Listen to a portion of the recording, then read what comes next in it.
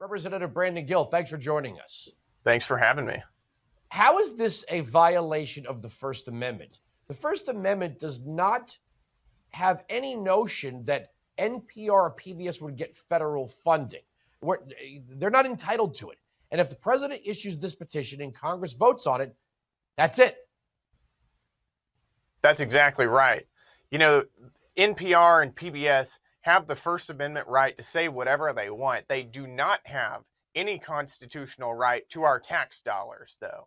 Let me tell you, if any other news outlet came to me and they said, I'd like some handouts, if Salem came to me and they said, I would like taxpayer dollars, I would tell them no.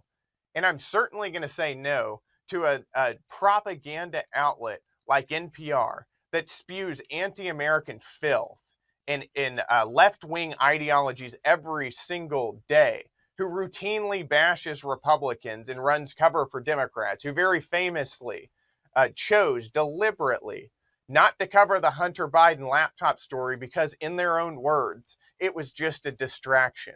These are propaganda outlets. This is state-sponsored media, the same kind you would expect to see in North Korea or China, and we're putting an end to it. You know, it's funny. Defenders of NPR and PBS say, well, they don't really rely on government funding. Okay, then you won't mind if it gets cut. And by the way, like Harvard's endowment, PBS has Sesame Street, which operates a huge amusement park in Pennsylvania. They've got an apparel and toy line that rivals Disney. Big Bird makes a lot of money. They don't need taxpayer funding.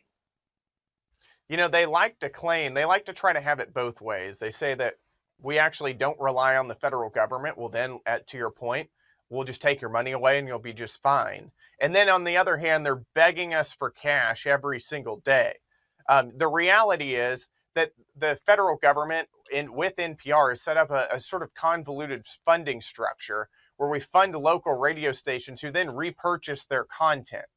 That's a problem. I think that is far too complicated, but it needs to end. We don't need state-sponsored media in the United States. We have got a very free and open media ecosystem that gets bigger and more open every single day. It seems like everybody has a podcast now. Everybody can get on social media and give their views. If NPR is successful, if they've got content that the American people want to see, which, by the way, they don't, but if they did, then they would be just fine. For full shows, live and on demand, it's Salem News Channel.